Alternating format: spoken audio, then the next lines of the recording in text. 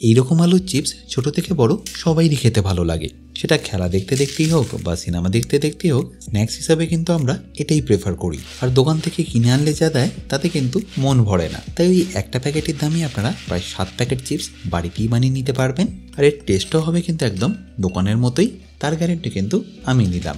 তাহলে চলুন রেসিপিটা শুরু করা যাক। বাই দ্য ওয়ে, আমি শেফ অতনু, আপনারা দেখছেন অতনু রান্নাঘর, আর আজকে আমাদের রেসিপি আলুর চিপস বা পটেটো চিপসের। তাহলে এই আলুর চিপস বানানোর জন্য আমি এখানে নিয়ে নিয়েছি প্রায় 1.5 কেজি আলু। চেষ্টা করবেন আলুগুলোকে একটু এরকম বড় বড় রাখার, আর আলুগুলো কেন এরকম লম্বাটে নিয়েছি সেটাও আপনাদের দেখাবো। বাট তার আগে আলুগুলোকে আমি ভালো করে পিল করে নিচ্ছি। আচ্ছা, এখানে বলে রাখি, আমি এরকম অনেক ছোট ছোট রেসিপি দেখিয়েছি আমার বেসিক কুকিং কোর্সে, যেটা আপনারা পেয়ে যাবেন আমার নিজস্ব ওয়েবসাইট www.otonurannagor.com এ। তাছাড়াও আপনারা সেখানে পেয়ে যাবেন প্রায় 60টারও বেশি ভিডিও, যেগুলো আপনাদের হেল্প করবে নিত্য প্রয়োজনীয় রান্নাগুলোকে আরও সুস্বাদু করে তোলার জন্য। যদিও এর কোর্সের লিঙ্কটা আপনারা ডেসক্রিপশনেই পেয়ে যাবেন। তাছাড়াও বলে রাখি, কিনতে যদি আপনাদের কোনো রকম অসুবিধা হয় আমার সাথে এই হেল্পলাইনে যোগাযোগ করতে পারেন। তাহলে আলুগুলো আমাদের এখানে পিল করা হয়ে গেল। এবার আমি এটাকে আপনাদের স্লাইস করে দেখাবো। তার জন্য আপনাদের এরকম একটা জল ভর্তি বোল নিয়ে নিতে হবে, আর আশা করি এইরকম স্লাইসেরই আপনাদের বাড়িতে থাকে। তার যে এই পোর্শনটা রয়েছে এটা দিয়ে আপনাদের আলুটাকে গ্রেট করতে হবে, আর আলুগুলোকে কিন্তু আপনাদের এইভাবে জলের মধ্যেই গ্রেট করে নিতে হবে, তা না হলে এটা কিন্তু স্লাইস হয়ে যাবার পরেই কালো হয়ে যাবে। এবার দেখে নিন আলুটাকে আপনাদের কিভাবে স্লাইস করতে হবে। আপনারা যদি এইভাবে গোল গোল করে করেন তাহলে দেখবেন আলুর চিপসগুলো খুবই ছোট সাইজের হবে। আর যেহেতু এটা বাড়িতেই করছি তাই কেন এরকম বড় সাইজের করব না, সেই জন্য এরকম লম্বালম্বিভাবে এটাকে স্লাইস করে নেব। স্লাইস করার সময় অতি অবশ্যই কিন্তু এটা একটু সাবধানেই করবেন। আর আলুটা যখনই দেখবেন একটু ছোট হয়ে এসছে সেই সময় কিন্তু একটু আস্তে করবেন, নাহলে কিন্তু হাতটা কেটে যাওয়ার সম্ভাবনা থাকে। দেখুন প্রত্যেকটা স্লাইস কিরকম বড় বড় হয়েছে, আর দেখতেও কতটা সুন্দর লাগছে।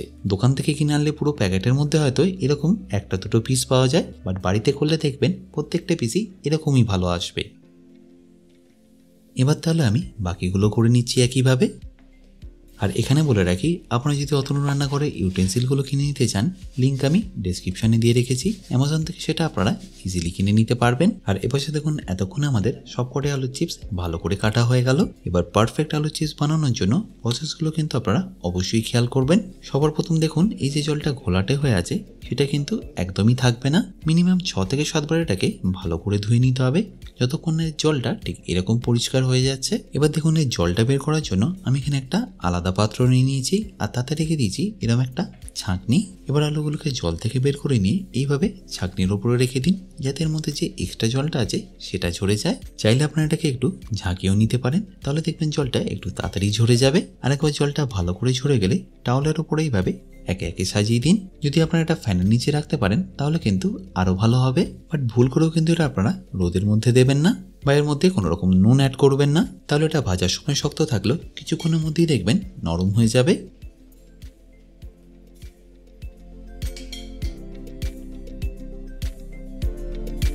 এবার সবকটা আলুর চিপস এইভাবে টাওয়ালের উপর রেখে এয়ার ড্রাই হতে দিন মিনিমাম 20 থেকে 25 মিনিটের জন্য।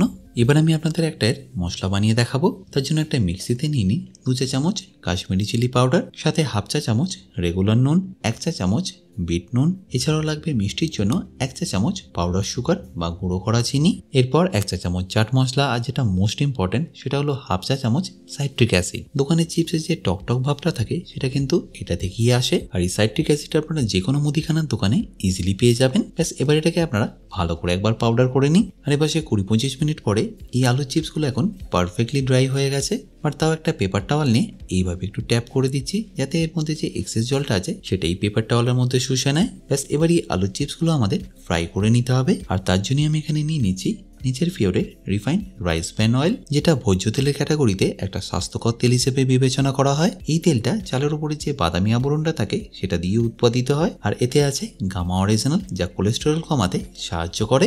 কারণ এই নিচের পিওরে আছে -17 কোলেস্টেরল, যা আপনার হার্টের যত্ন নেয়। আর এই নিচের পিওর তেলের সাহায্যে আপনি পকেট ফ্রেন্ডলি বাজেটের মধ্যে আরো নিউট্রিশিয়াস ভ্যালু সহ বাড়িতেই সব ধরনেরই খাবার তৈরি করে নিতে পারবেন।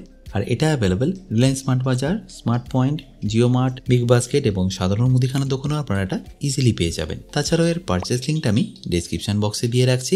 আচ্ছা, এখানে বলে রাখি ভাজার সময় আপনাদের তেলের টেম্পারেচারটা কিন্তু একদম লো টু মিডিয়াম রাখতে হবে। আর তাই টেম্পারেচারটা পারফেক্ট আছে কিনা সেটা জানার জন্য একটা প্রথমে এভাবে ছেড়ে দেখবেন।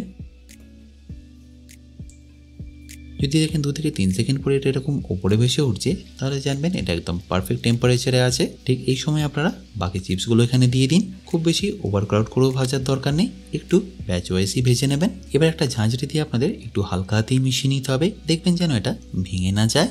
এই বাবলসগুলো দেখবেন খুব বেশি প্রথমে উঠবে, তারপরে দেখবেন আস্তে আস্তে এটা কমতে শুরু করবে। এইভাবে পাল্টে পাল্টে এটাকে ভালো করে ভেজে নিন।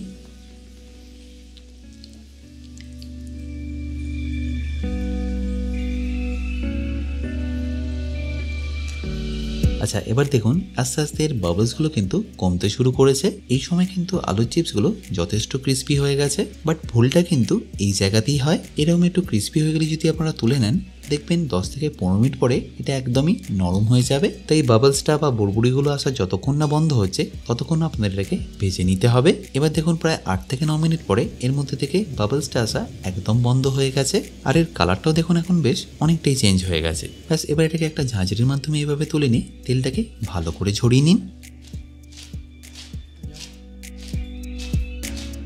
আর ঝরানো হয়ে গেলে একটা বাস্কেটের মধ্যে এইভাবে পেপার টাওয়াল দিয়ে ভালো করে বিছিয়ে দিন, যাতে এর এক্সট্রা যে তেলটা আছে সেটা বেরিয়ে যায়। এবার এই একই প্রসেসে আমি বাকিগুলোকেও ভেজে নিচ্ছি।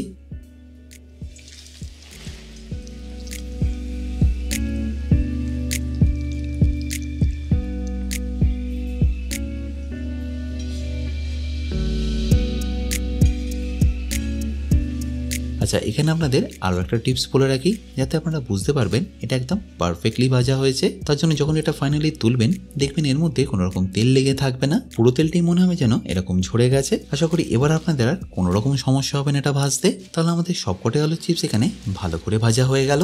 এবার এটাকে ঠান্ডা হওয়া অবধি আপনাদের ওয়েট করতে হবে, নাহলে কিন্তু মশলাটা দেওয়ার সাথে সাথেই এটা আবারও সগি হয়ে যাবে। আর একবার এটা ঠান্ডা হয়ে গেলেই তুলে নিয়ে একটা বাটির মধ্যে নিয়ে নিন বা বোলের মধ্যে নিয়ে নিন। তারপর যে মশলাটা আমরা বানিয়েছিলাম সেটার মধ্যে দিয়ে ভালো করে মিশিয়ে নিন।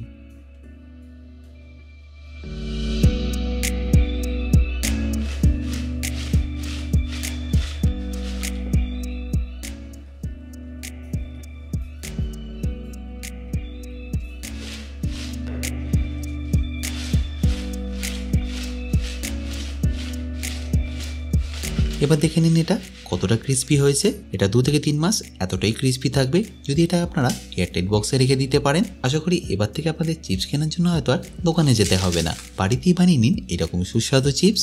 আশা করি সম্পূর্ণ রেসিপিটা আপনাদের নিশ্চয়ই ভালো লেগেছে, আর ভালো লাগলে প্রতিবারের মতো আমাকে কিন্তু কমেন্টে জানাতে ভুলবেন না। বাই দ্য ওয়ে, আমি শেফ অতনু, আপনারা দেখছিলেন অতনুর রান্নাঘর। দেখা হচ্ছে আপনাদের সাথে একটা নতুন রেসিপি নিয়ে নেক্সট এপিসোডে। ভালো থাকবেন, সুস্থ থাকবেন।